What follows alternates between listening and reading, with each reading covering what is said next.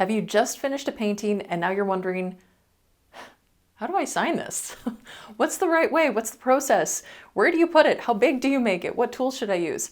That's all coming up in today's video, so stick around to know how to sign your paintings.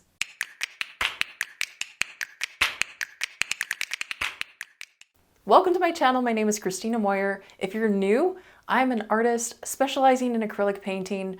I've always loved art. Art is my place, my happy place.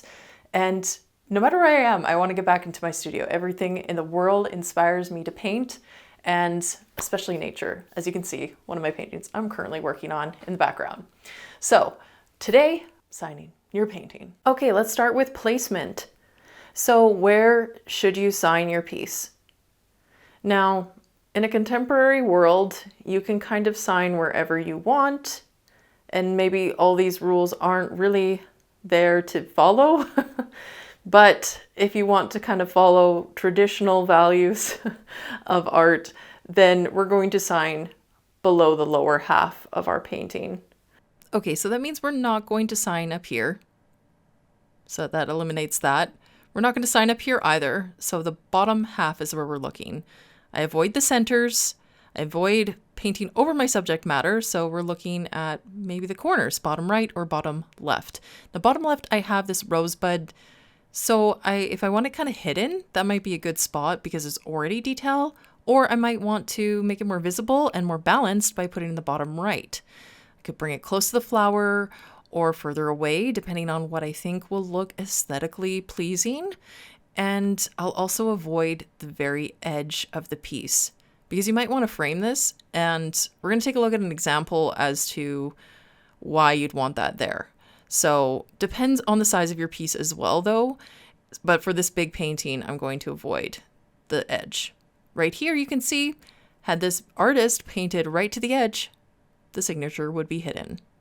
Yay grandma, good job. This piece here is painted close to the edge, but I have a good reason. It's also painted in some detailed area. It just looks better than if it was on the other side. And so, you kind of gauge left or right based on what would look better. That side will be more visible on the right, so I thought the right will be a bit better just the way it fits. This one, I have one on the right, and then I have one on the left, and these are right up to the edge. Now, I said you shouldn't do that, but these ones are like a desk, shelf type of paintings. They're not really meant to be framed. If you were to put a border frame, it would cover up most of the painting anyways. It wouldn't make sense. This one here is a little close to the edge, but I think it's far enough away that it'll work okay. And I would recommend to get a floating frame for those anyways. Here's another one is a bottom left. It's funny because I think a lot of artists go bottom right, but I guess I like to be a bit rebellious. I'm bottom left, bottom left. This one's a little bit bigger there. It's somewhat hidden.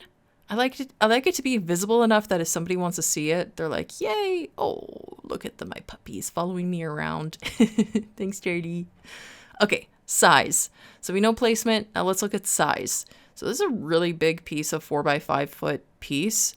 So I'm going to go a little bit bigger with my signature. You don't necessarily have to, but this is about a 2" by 2.5" signature. That's pretty big. I probably could have gone a little smaller.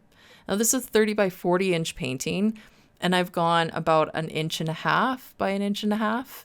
And so I think this was just the right size for this size of painting. And you can see how far away I brought it from the edge. I think that's pretty good distance to put it. So there you go. It's about the size of my thumb, the length of my thumb. So you can see it's visible, but it's not distracting. That's key. Don't make it distracting. Don't make it too bam in your face. You want it to be like, oh, I want to know who this artist is. Okay, yeah, I can see who it is. This one I brought a little close to that bottom edge, but I wasn't planning to have it framed in that way that it would cover it, so it's okay. Okay, what to include? What should you include in the signature? So just a little disclaimer here. My audio malfunctioned when I was recording these. So seeing as I didn't have a script and I'm not good at lip reading, I'm just going to dub over myself, which is kind of hilarious. But here we go. What should you include for your signature? Now, this is going to be up to you, but if you want to follow kind of traditionally, a lot of artists will use like the first initial. If you have a really popular name, you might want to use your middle initial too and your full last name. You want to be recognizable. You want people to get to know who you are.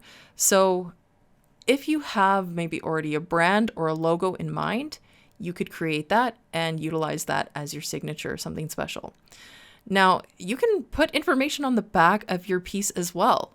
So on this one, I put the title. Like, I wouldn't want to put all of that on the front of my small painting. So I've got the title, the date. I've written my name as well. I want people to be able to find me. You can put your website. You know, this is up to you, but you want it to be something that works well, because I don't want to ruin my painting. I don't want information on the front that will take away from the piece. So I don't like putting the date on the front. I also don't know that the date is very relevant for people, because I feel like art should be able to stand the test of time. So if I have the date on there, I feel like it takes away from it in some way. Having the date on the back is just for informational purposes, just like the title is. This art, it stands alone for it to be enjoyed, but if it's hung up or displayed, it is nice for people to be able to know who you are, be able to recognize your work, and for you to build that kind of business for yourself, recognizability. Because if you keep changing it, then it's going to be hard for people to find you. We actually had a painting that we were trying to find who the artist was, but the signature was a little too messy, so we couldn't find out who it was, and they didn't have information on the back. So that was kind of irritating. So I encourage you to explore and have fun with it. See like who you are as an artist, what kind of artwork are you creating? That will make a difference too. So play around in your sketchbook, just like when you're practicing your own signature. And when I was getting married, my name was changing. I would practice my new name in my kind of sketchbook. So I think it's just something you want to be who you are and share that with the world. And as you continue to create and share that, like, people will come to recognize it. So it's one of those things. Even if it's not fancy, it can become super recognizable. So just like when I'm driving and I see a beige building with a red horizontal stripe, I know that that is Costco. It's amazing how a simple thing can be really strong. So maybe you want to stick with one color and be recognized that way. But I encourage you to explore what would be good for you and have fun with it. So far, all of these things are important as to, where to position it, what to include, how large to make it. Definitely you don't want it to be too large. But what tool should we use? Now, you can actually get paint pens, paint markers type of thing, and use that. That's fine. I like to use the same medium that I've used in my piece. So that doesn't mean you have to use a brush, but if you're going to use a brush and you want to use a brush, I recommend one of these. Right now, I pretty much stick to the Scriptliner brush. This is la crème de la crème for signing my pieces, and I'm going to demonstrate in just a moment. This one here can work as well, especially if you're going for larger, and just depends on the letters in your name. I have a K, an M, both of those can be straight. If you have, and then a little O, that one's a little more challenging because it's round. A round shape is a little bit harder. So if you have round shapes, you're going to probably need a little more practice, and this one might not work as well for you. But this is a 1/4 inch angle brush. I'll have both of these links so you can purchase. If you don't have one of these yet, you should get one. This has been a game changer for me, especially when I create small paintings like these little guys here. Like, I don't know if I would have been able to sign that small with any other method other than if I went using a pen. But the nice thing about using paint and the paint that you've used in your painting is that it keeps it very cohesive, so you can use exactly what you used in that piece. So that's what I like about it. I can, you know, customize my colors a little bit easier, and then I don't have to buy paint pens. But if you already have them on hand, you can use that too. But I'm going to demonstrate how to use the Scriptliner brush. I love it so much. And I'll show this one as well, just as a bonus. So let's see. This is the tool that I would recommend. So here my little bonus is actually demonstrating how to do it. Now, this paint right here that I've put out is, you can see it. It has form to it, and I want to thin it out almost to an ink type of level. I'm pulling this way to the right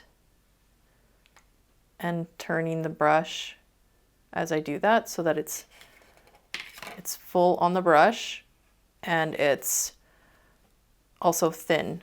I don't want the brush to be fanned out. So here we go. I draw my first line.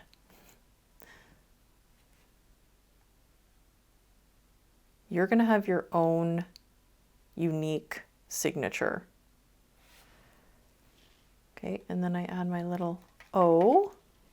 So if you want to know, my story is my maiden name started with an O, and then people used to call me KO, and that used to be kind of my signature, KO.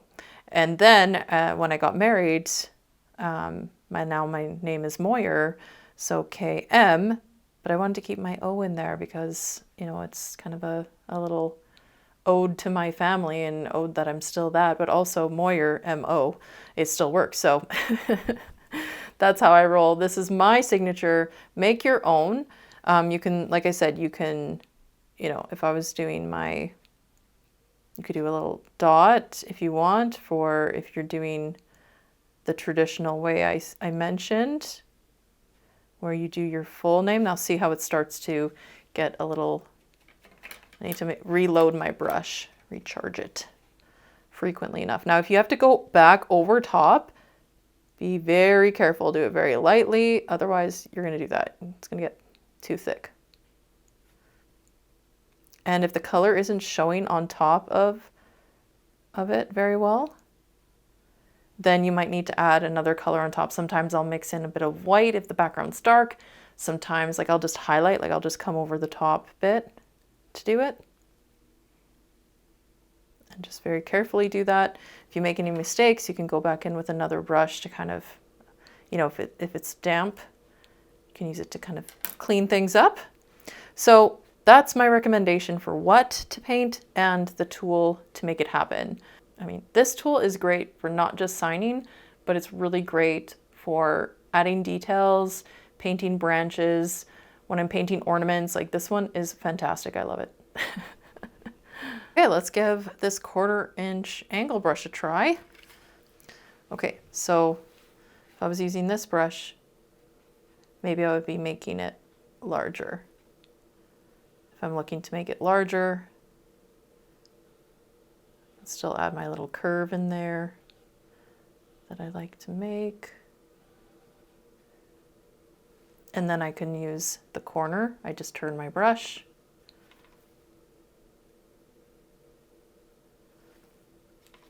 So I encourage you to take time in your sketchbook and practice different styles of signing your name and find one that you like and that you want to stick with, because once you choose one, if you stick with it, then it can become recognizable. It can be part of your brand. And I think it should speak to who you are in some way. So there you have it. Now it's time for you to practice.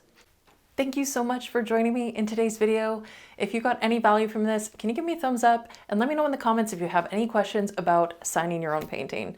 I hope you feel like you have the knowledge to go out there and sign your painting with confidence. Thanks for watching. See you next time.